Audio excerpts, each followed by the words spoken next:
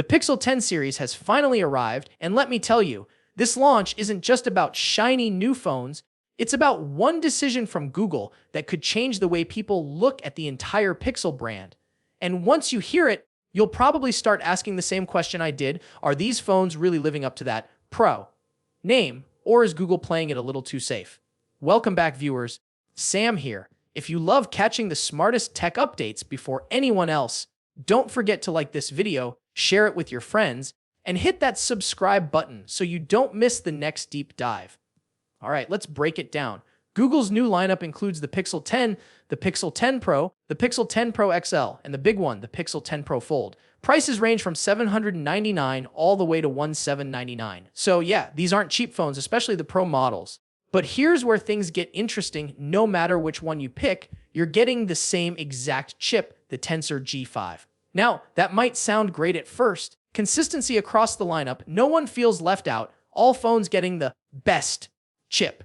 But here's the twist: this approach is quietly holding the Pro lineup back. Because when you pay $30 or more for a Pixel Pro, you're not just buying a bigger screen or one extra camera lens. You expect true flagship level performance. And right now, the Pro models don't have it. The Tensor G5 is Google's first chip fully designed in-house and manufactured by TSMC, so expectations were sky high. People thought this would finally be the year Pixels would catch up to Apple's A series or Qualcomm's Snapdragon flagships.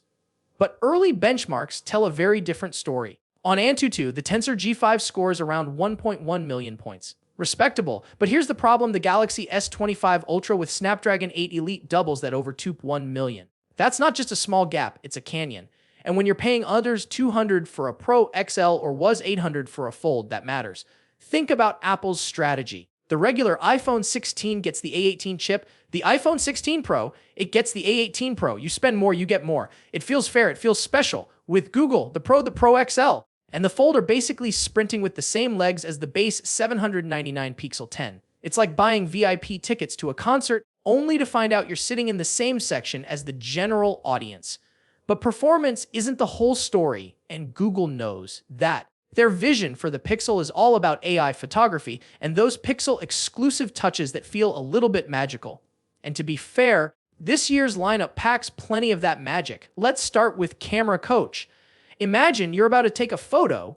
Your Pixel doesn't just snap the shot, it actively helps you.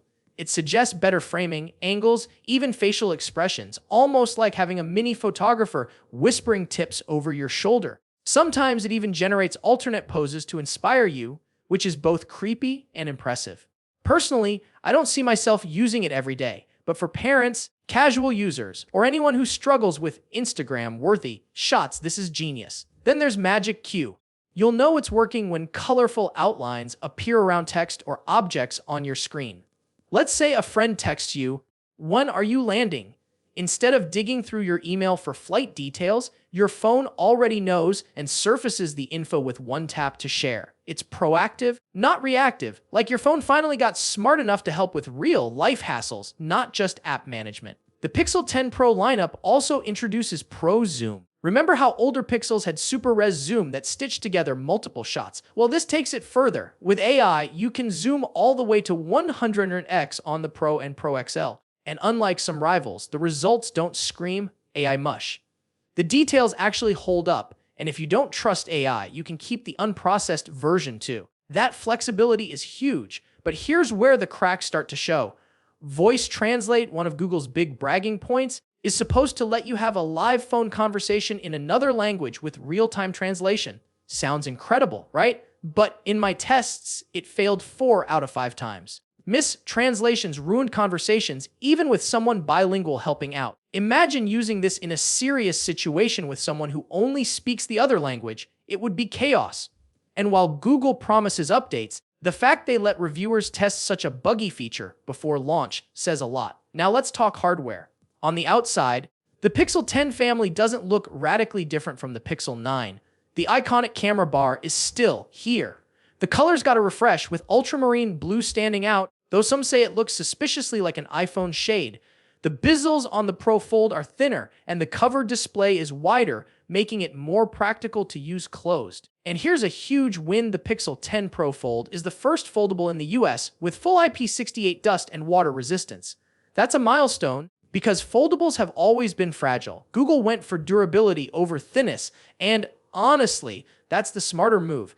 Battery life is getting a boost too, with nearly every model hitting around 5,000 mAh. Charging finally improves, 45W wired, and for the first time proper G2 wireless charging or Pixel Snap. Yep, Google's version of MagSafe is officially here. Magnets, accessories, faster speeds, and compatibility with third-party chargers. It's a big step. Only the Pro XL supports the fastest 105W wireless speeds, which feels like a cheap trick, but still better late than never. Audio gets an upgrade as well. The Pro models now have the loudest Pixel speakers ever, something you'll definitely notice if you watch a lot of videos or game on your phone.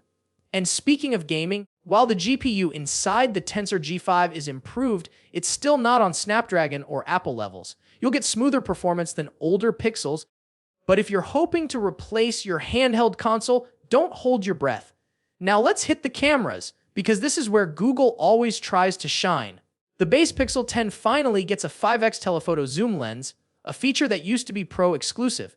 That's a big deal, because now even the cheaper Pixel 10 has serious zoom power. But to make sure the Pro models still stand out, Google introduced Pro Zoom, which combines hardware and AI to create sharper, longer range shots. And while results are good, portrait mode, once Pixel's crown jewel, still struggles. Even with the new 50MP portrait feature on the Pro, it often cuts off ears or blurs edges. It's better, but not flawless. And this brings us to the heart of the issue. The Pixel 10 series feels like a bundle of half-brilliant, half-baked ideas. On one hand, you've got amazing AI tools, brighter displays, nostalgic design touches, and that impressive foldable durability. On the other hand, you've got performance that lags way behind Apple and Samsung, a Pro lineup that doesn't feel Pro enough, and features like Voice Translate that just aren't ready for prime time. Google promises 7 years of updates, which is great on paper, but it also gives them an excuse to launch unfinished features, patch them later, and hope you're patient. That's been the Pixel story for years, always close to greatness, but never fully there. And the risk this year is that with Apple and Samsung pushing the envelope so hard, almost there, might not cut it anymore. So here's the bottom line. The Pixel 10 series is packed with clever ideas and small wins, but when it comes to raw performance and the Pro experience, it falls short. And if Google wants to compete at the top, they need to stop treating every Pixel as equal. Give the Pro models their own Pro chip.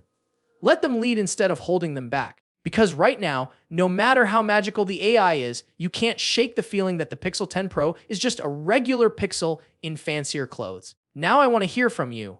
Do you think Google is smart to keep all Pixels equal, or should the Pro lineup finally get exclusive power under the hood? Drop your thoughts in the comments, because this debate is only heating up.